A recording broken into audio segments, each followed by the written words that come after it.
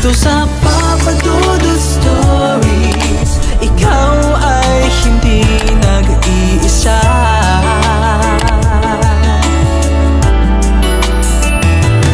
Dito sa Papa Dudut Stories, may nagmamahal sa'yo.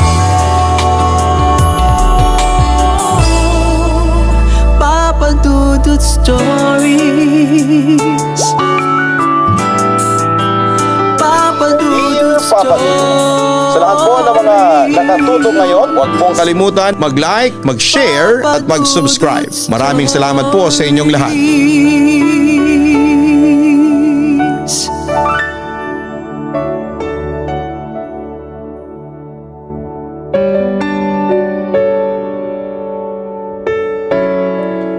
Karamihan sa mga naririnig nating kwento tungkol sa mga multo ay hindi natin pinapaniwalaan. Hindi dahil takot tayo, kundi dahil hindi naman lahat ng tao ay nakakakita ng ganitong klaseng nilalang. Sa mga hiwagang nagaganap sa mundo, kahit na sino ay hindi pa rin naman maniniwala hanggat hindi sila ang nakakaranas nito. Pero paano kaya kung tumambad na sa harapan mo ang bagay na matagal mo nang kinakatakutan? Pagsasawalang bahala mo na lang ba ang bagay na yon? O maniniwala ka nang hindi lang tayo ang nilalang na nakatira dito sa mundo? Dear Papa Dudut, kumusta po sa inyo? At sa mga nakikinig dito sa iyong YouTube channel. Isa po pala ako sa mga avid listener ninyo sa programa ninyong ito. Sa katunayan, nakasubscribe din po ako sa Kaistorya YouTube channel at ang Papa Dudut Family YouTube channel na nakita ko po ang mga link dito sa main channel ninyo. Siya nga po pala, narinig ko po kasi ang isang kwento dito sa channel ninyo netong nakarang linggo lang tungkol sa isang tindera ng isang tindahan.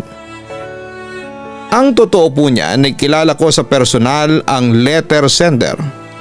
Live-in partner po siya ng kapatid ko at madalas ko ring makakwentuhan. Tawagin niyo na lamang po pala ako sa pangalang Mantang. Hindi ko po yan totoong pangalan. Pero yan po ang madalas na itawag sa akin ng mga taga rito sa amin.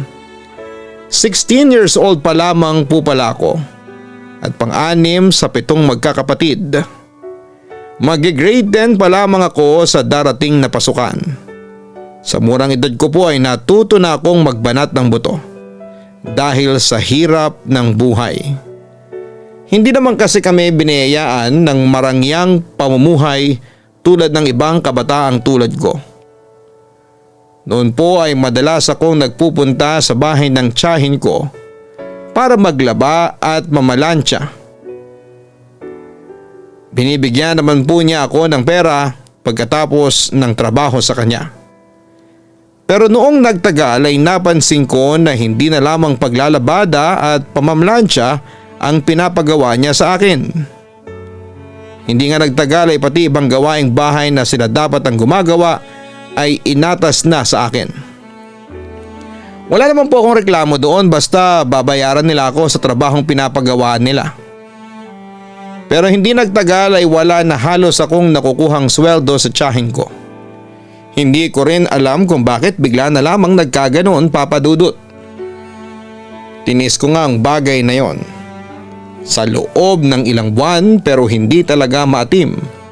Nang damdamin ko ang ganong trato sa akin ng aking tiyahin at ng pamilya niya. Hindi nagtagal ay umalis ako sa kanila. Akala ko naman ay maluwag sa kanila ang pagpapaalam kong maghahanap ako ng ibang trabaho. Pero dumating din sa punto na sinusumbatan nila ako. Sinabi nila sa akin na kung hindi dahil sa pamilya nila ay hindi mabubuhay ang pamilya namin. Alam ko naman yon pero hindi ko kakayanin na alilain nila ako panghabang buhay. Kahit papaano naman po ay may prinsipyo pa rin ako sa buhay kahit pa sa murang edad. Isa pa ay wala silang karapatan na sabihan ako ng kung ano-ano. Lalo pat halos buong buhay ko ay pinagsilbihan ko ang pamilya nila. Mabuti na nga lang po ay hindi nagtagal ay nakahanap kaagad ako ng trabaho. Alam kong ang iba sa mga nakikinig sa inyo ay sasabihin na dapat ay mag-focus muna ako sa pag-aaral at saka naisipin ang kumita ng pera. Pero alam din naman po natin na hindi ganong kadaling mabuhay dito sa bansa natin, lalo na kung hindi ka nakatapos ng pag-aaral. Kaya nga dumidiskarte ako para mabuhay at may pagpatuloy ang aking pag-aaral. At para na rin may maitulong sa aking mga magulang. Kulang pa kasi ang kinikita nila para mabuhay kaming magkakapatid. Kung hindi naman ako gagawa ng paraan ay baka kung saan kami pulutin. Maswerte na nga lang ako, Papa Dudut, at nakilala ko si Doc Rina. Siyang tumanggap sa akin at binigyan ako ng trabaho. Tumira ako sa bahay niya para magbantay at para na rin maging kasambahay niya. Naging magaan naman ang pakikitungo sa akin ni Doc at sobrang bait po niya at hindi dinedelay ang sahod ko. Paminsan-minsan naman kapag may sobrang pagkain sa kanila ay pinag-uuwi niya ako para may hapunan kami ng pamilya ko. Malaki naman po ang bahay nila pero hindi yon nakakapagod linisin. Hindi naman po kasi makakalat sina Doc sa bahay kaya hindi ko masyadong pinoproblema ang paglilinis. Karaniwan ay nagwawalis at naglalampaso lamang ako ng sahig nila at pagkatapos noon ay okay na ang lahat. Malaki ang naging papel ni Doc sa buhay ko. Tinulungan niya rin kasi akong ipagpatuloy ang pag-aaral ko. Nangako din siya na kapag mataas ang nakuha kong grade sa mga susunod na taon ay pag-aaralin niya ako sa kolehiyo. Hindi ko naman pinalagpas ang pagkakataong yon, Papa Dudut, pero habang bakasyon pa at wala pang masyadong ginagawa ay hindi ko na muna inisip ang bagay na yon. Challenge din kasi para sa akin ang bagay na yon. Pero dahil mataas ang pangarap ko sa buhay ay gagawin ko ang lahat para makapagtapos ako ng pag-aaral. Kaya habang nasa poder niya ako ay hindi ko bibiguin si Doc. Madalas naman akong tumatambay sa labas ng bahay nila kapag tapos na ako sa mga gawaing bahay. Kasi medyo maalinsangan sa lugar na madalas kong tambayan kaya naghanap ako ng lugar kung saan ako maaaring makapagpahinga kapag walang ginagawa. Sa pag-iikot ko nga sa buong bahay ay nakakita ako ng isang silid na presko ang hangin at hindi gaanong maingay. Nakita ko ang isang bodega na maraming gamit pero hindi naman gaanong madumi. Sapat lang para sa akin na pagpahingahan ko. May kama pala doon na pwedeng higaan pero medyo malikabok na. Kaya para magamit ko ay pinagpagang ko na lamang. Nang maayos ko na ang kutsyon ay saka pa lamang ako humiga. Pero hindi pa nakakalipas ang ilang minuto ay bigla akong nakaamoy ng kakaiba sa loob ng bodega. Para bang amoy ng kandila yon. Mula sa aking pagkakahiga ay bumangon ako at hinanap kung saan ang gagaling ang amoy. Wala naman akong alam na nagsindi ako ng kandila ng mga oras na yon. Kaya nagtaka ako kung bakit bigla na lamang akong nakalanghap ng may kandilang nakasindi. Laking pagtataka ko pa. Sa paglabas ko ay wala namang tao sa labas ng bodega. Kaya napaisip ako, Papa Dudut, saan ang galing ang amoy na yon ng kandila? Papa Dudut, hindi ko naman pinansin ang mga kakaibang bagay na yon. Baka lang kasi may natunaw na kandila sa bodega, kaya bigla itong nangamoy nang tumambay ako sa lugar na yon.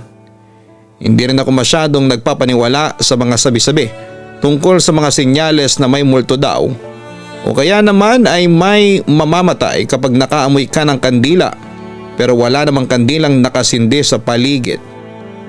Imposible naman kasi talagang mangyari ang bagay na yon. Ipinagsawalang bahala ko na nga lang ang mga napansin kong kakaiba sa bodegang yon. Ipinagpatuloy ko na nga lang ang trabaho ko hanggang sa matapos ako at nakauwi na.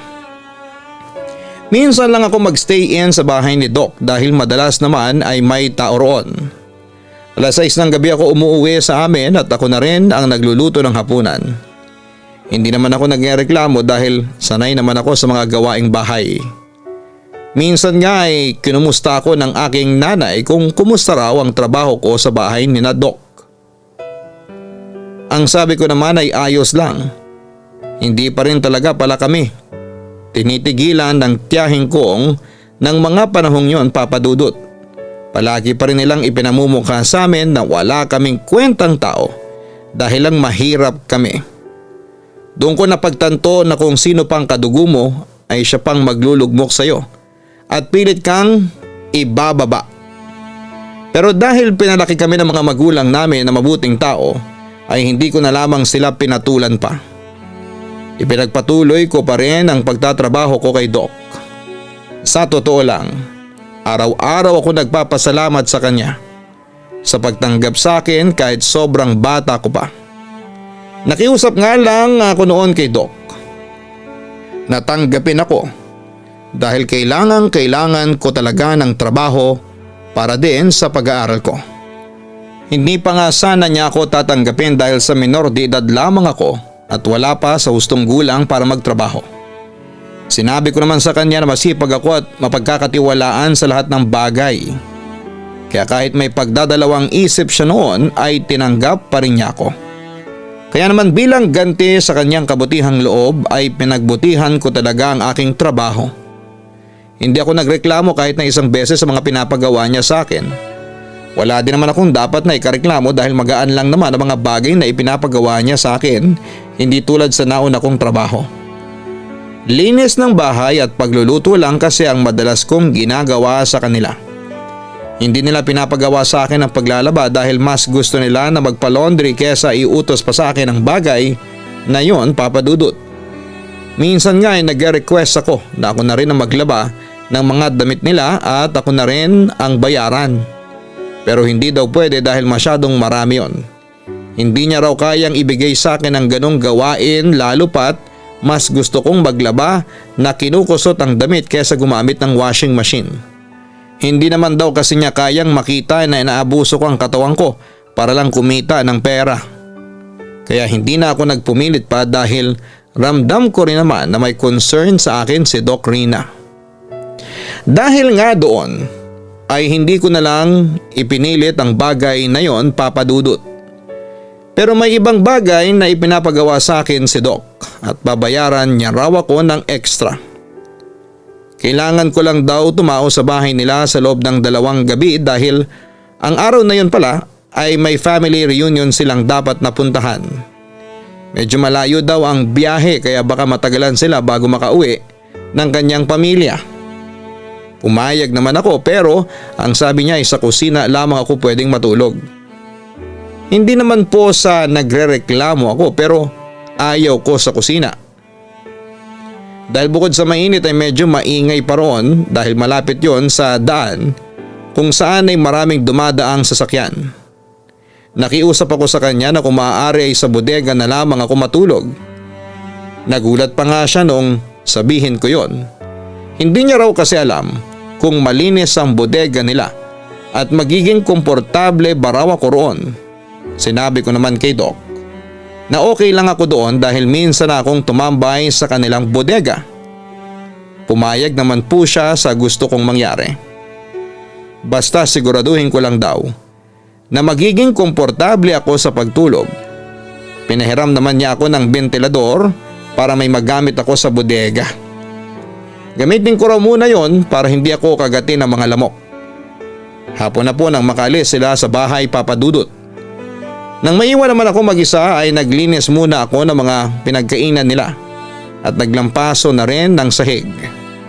Nang matapos ko ang mga gawain ko sa araw na yon ay tinawagan ko naman ang aking ina at nagpaalam na kina Doc Rina na doon muna ako matutulog kaya hindi na muna ako makakauwi sa amin.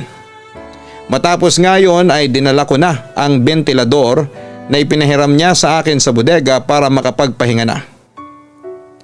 Pinagpag ko muna rin ang kutsyon bago ako humiga roon.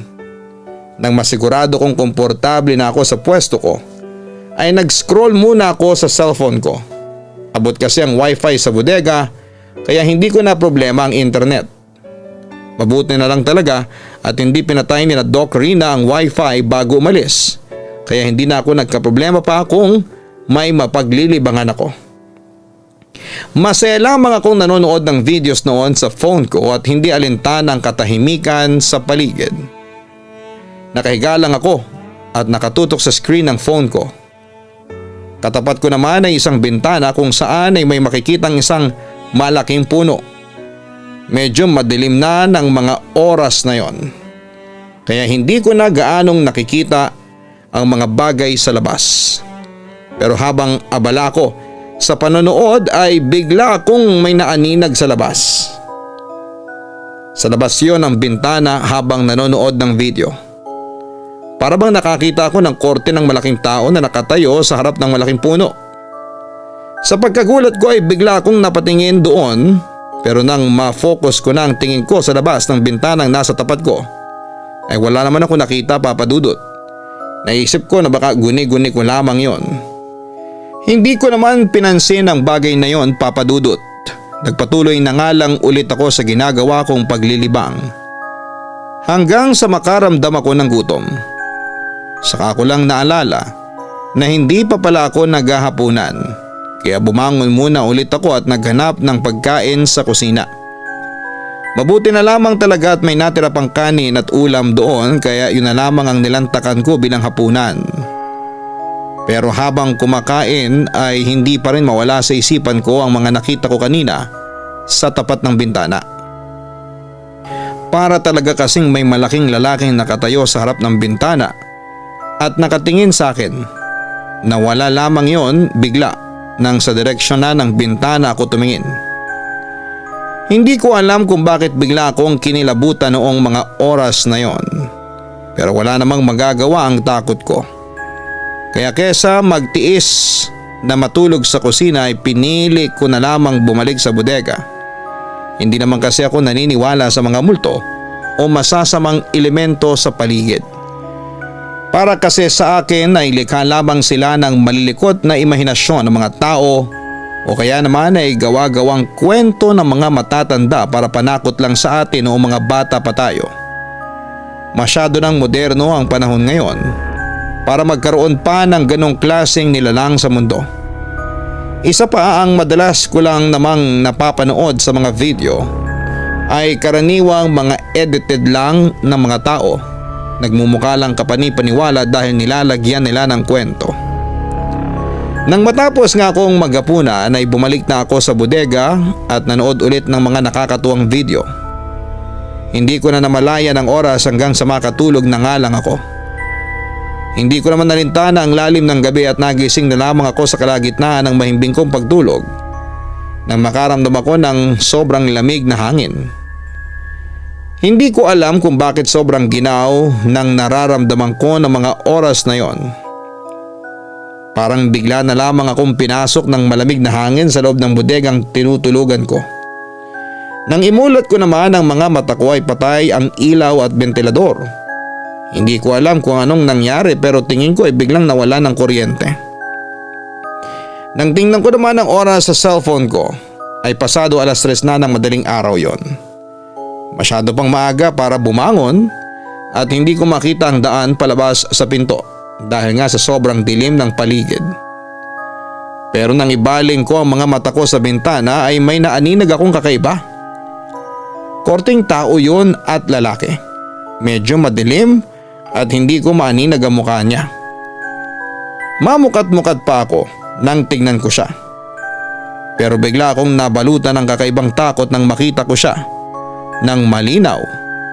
Isang malaking lalaki na nakatayo sa harap ng bintana at nakatingin sa akin.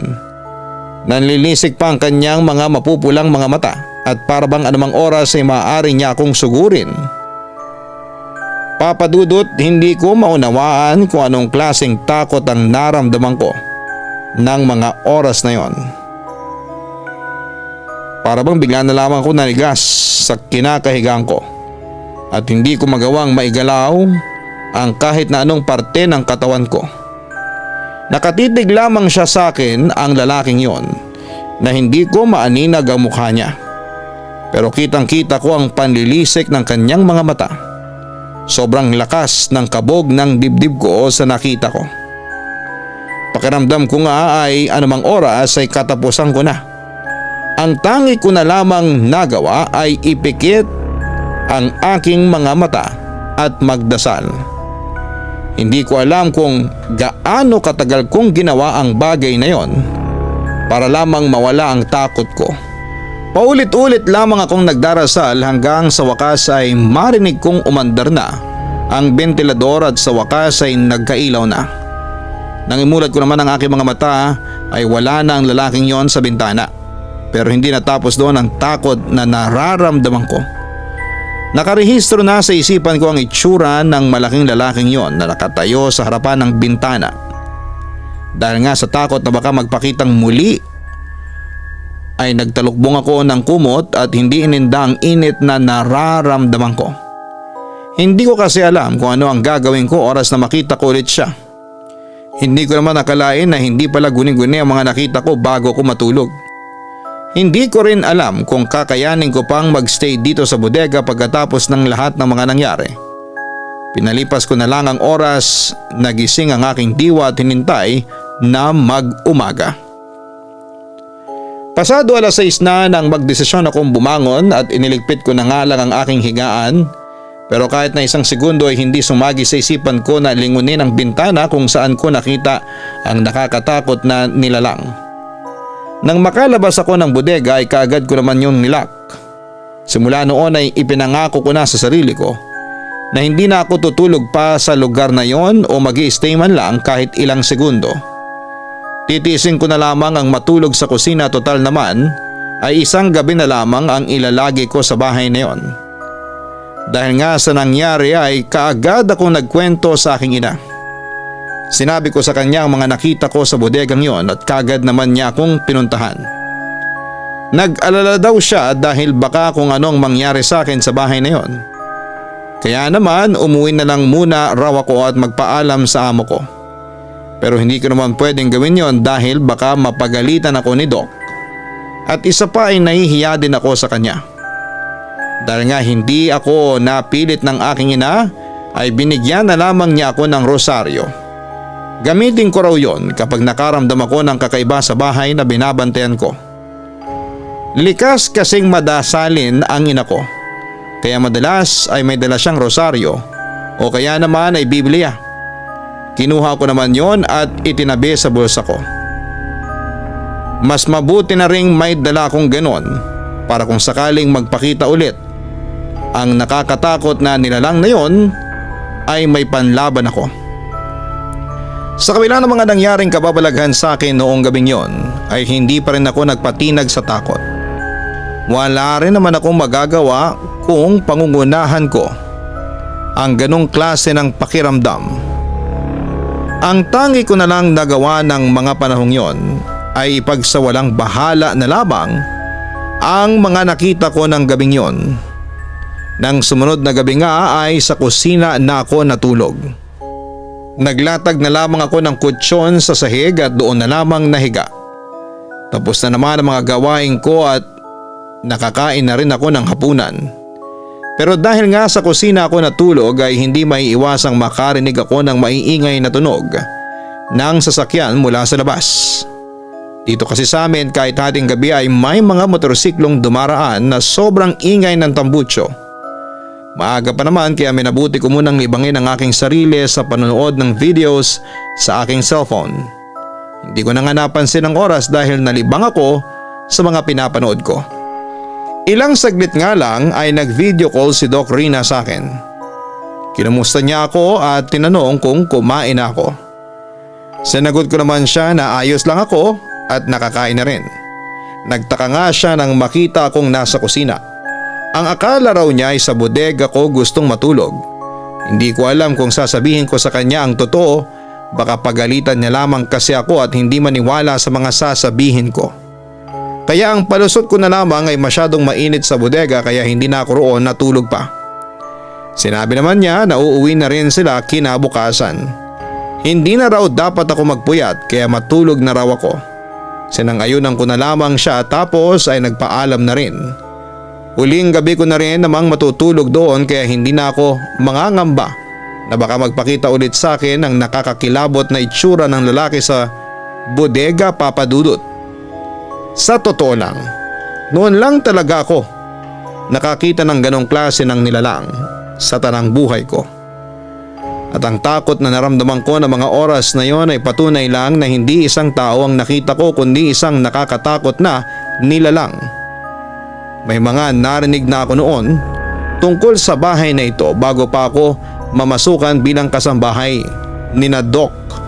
Pero ang lahat ng yon ay nanatiling haka-haka lamang sa akin.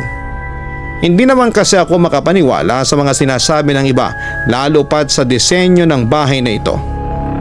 Hindi naman talaga siya nakakatakot. Moderno at kaakit-akit tingnan ang disenyo ng bahay. Hindi ito yung katulad ng mga napapanood ko sa mga pelikula na parang haunted house ang datingan. Kaya hindi ko akalain na sa pamamasukan ko rito ay mararanasan ko ang ganong klase ng kababalaghan.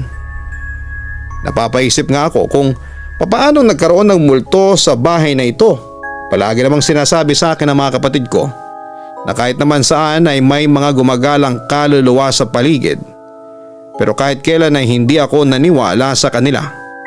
Hanggang sa eto na nga, tumambad na sa akin ang mga bagay na hanggang ngayon ay hindi ko pa rin kayang paniwalaan at ngayon ay nagbigay ng takot sa akin.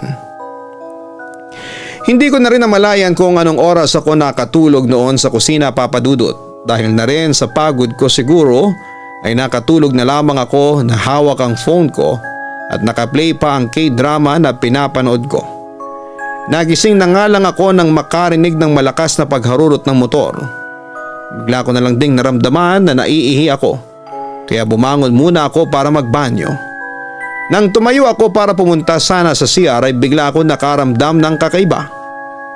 Katapat kasi ng kusina ang bodegang tinulugan ko noong nakaraang gabi. Tapos sa labas noon ay ang CR kung saan ako madalas magbanyo. Hindi ko alam kung bakit bigla na lamang akong kinilabutan nang tumayo ako. Para kasing may nagmamasid sa akin sa kung saan. Kaagad ko namang kinuha ang rosary na bigay sa akin ng aking ina bago ako nagtungo sa banyo. Habang nasa loob ako ng banyo ay walang tigil naman ang dasal ko na wala akong makitang kakaiba at nakakatakot. Medyo madilim pa naman doon at halos malamlam ang liwanag ng ilaw. Matapos nga akong magbanyo ay kaagad akong bumalik sa higaan ko para matulog na ulit. Pero nang makahiga na ulit ako, ay bigla ako nakarinig ng kakaibang tunog sa labas ng kusina. Para bang may naglalakad ng mabagal at may hinihilang kadena. Sa takot na naramdaman ko ay hinila ko ang kumot ko at nagtalukbong. Akala ko ay matatapos na roon ang nararamdaman kong takot pero may kasunod pang nangyari. Tumigil ang paghakbang ng mga paa pati na rin ang kadenang tila ba hinihila sa sahig na kung sino mang nasa labas ng bahay. Kasunod noon ay ang pagkaluskos ng pinto ng kusina palabas. Hindi ko sigurado kung tao yon pero kung tao man siya ay malamang ay papasukin niya kaagad ang bahay na ito at hindi nagagawa ng kung ano-anong tunog. Para kasing kinakaskas niya ang pinto na hindi ko maintindihan. Hindi ko magawang makagalaw sa kinakahigaan ko sa takot na baka may bigla na lamang pumasok. Kaya nga ang tangi ko na lamang nagawa ay ang magdasal na lamang hanggang sa mawala na ang tunog na naririnig ko. Saka lang ako nakahinga ng maluwag nang tuluyan ng mawala yon. Hindi ko alam kung sino o ano ba ang nasa labas pero wala akong lakas ng loob para tignan pa yon. Gusto ko na lamang talagang matapos ang gabing yon at makauwi sa amin ng matiwasay. Nang tinang ko naman ang oras sa phone ko ay pasado 4:00 na ng madaling araw. Ilang oras na lamang ay sisikat na rin ang araw at hihintayin ko na lamang na dumating ang amo ko. Hindi na nga rin ako nakatulog ng mga oras na yon sa pangambang baka makarinig na naman ako ng kakaibang tunog mula sa labas ng bahay. Imposible na rin kasi akong makatulog dahil kapag pumipikit ako ay nai-imagine ko ang itsura ng lalaking nakita ko sa bodega Papa Dudut. Nang dumating na nga si Doc Rina ay kagad ko silang sinalubong. Kinumusta ko naman ang biyahe nila at mukhang pagod na pagod si Doc sa biyahe kaya pinagtimpla ko siya ng paborito niyang tea para naman kahit papaano ay marelax siya. Tinanong naman niya ako kung kumusta raw ang pag-i-stay ko sa bahay nila. Sinabi ko na ayos lang naman pero parang nagduda siya sa sagot ko. Paano kasi hindi ko magawang makatingin sa kanya ng diretsyo noong tanungin niya ako. Senyalis daw yon na nagsisinungaling ako sa kanya. Papa Dudut, halos 1 buwan pa lamang akong namamasukan kina Doc pero nakilatis na kaagad niya ako. Alam kasi niya kapag nagsasabi ako ng totoo o hindi. Kaya bago pa niya ako masermonan ng kung ano-ano ay sinabi ko na sa kanya ang katotohanan. Na kaya ako sa kusina natulog sa halip na sa bodega ay nakakita ako ng kakaiba sa bintana ng kanilang bodega. Ikinuwento ko rin na may mga narinig akong kakaiba sa labas ng bahay nila habang natutulog ako. Kung akala ko ay pagagalitan niya ako dahil sa mga ikinuwento ko pero hindi ko akalaing hihingi siya ng pasensya sa pagpapatulog sa akin doon. Hindi niya raw dapat hinayaang magstay ako sa bahay nila ng mag-isa. Ikinuwento rin niya na may nagpaparamdam din sa kanya sa bahay na kanilang tinitirhan. Minsan na rin niyang nakita ang lalaking nakita ko sa bodega.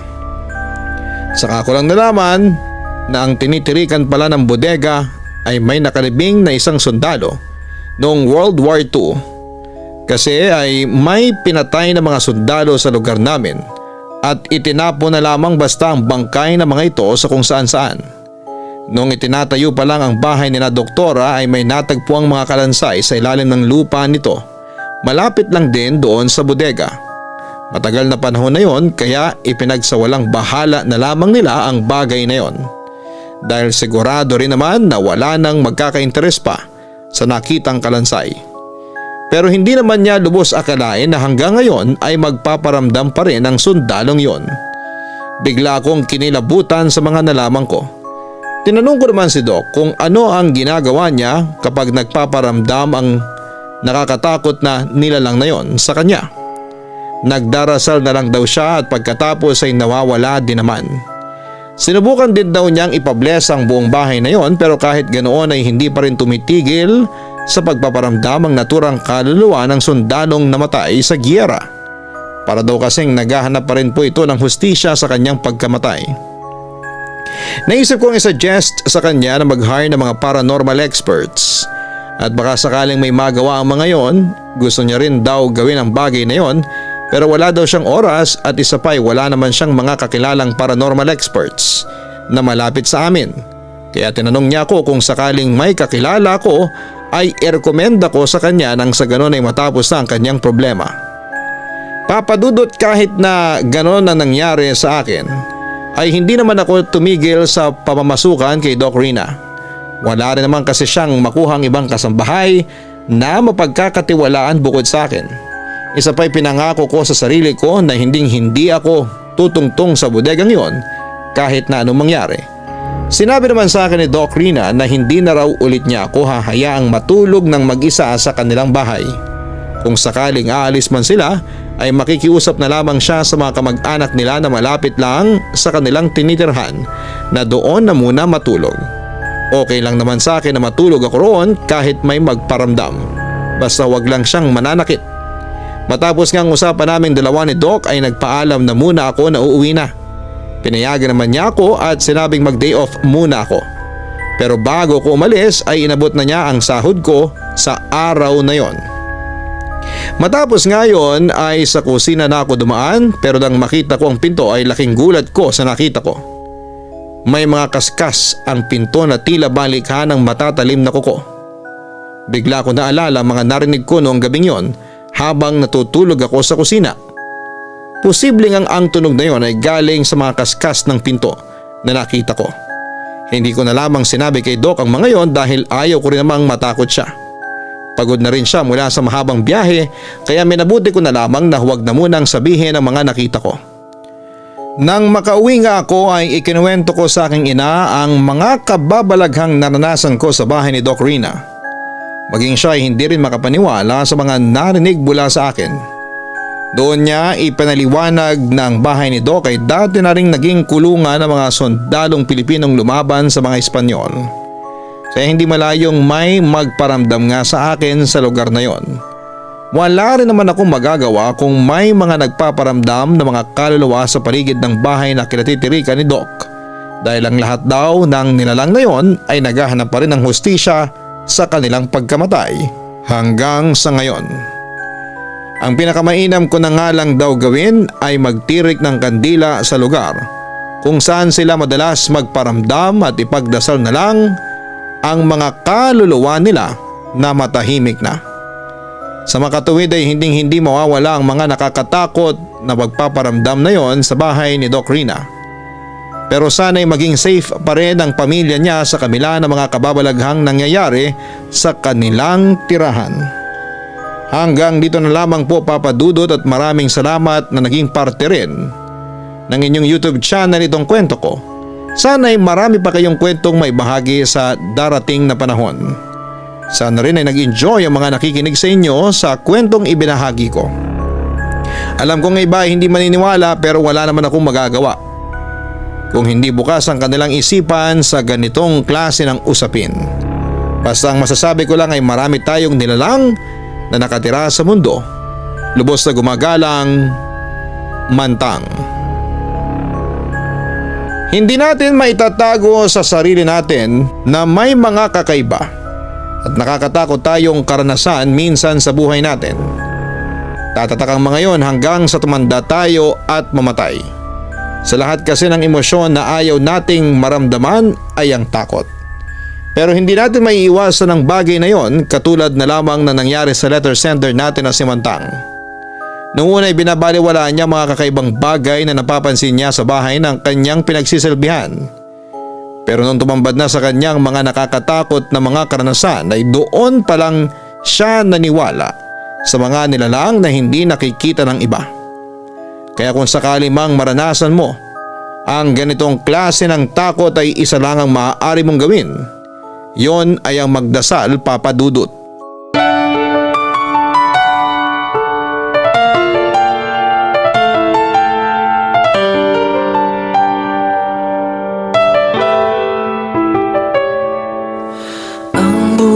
Ay mahiwaga, laging may lungkot at saya. Sa Papa Dudut Stories, laging may karamay ka.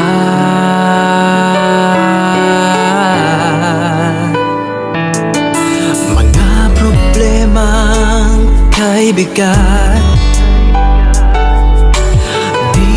ay pakikinggan ka. Sa Papa Dudut Stories, kami ay iyong kasama. Dito sa Papa Dudut Stories, ikaw ay hindi nag-iisa.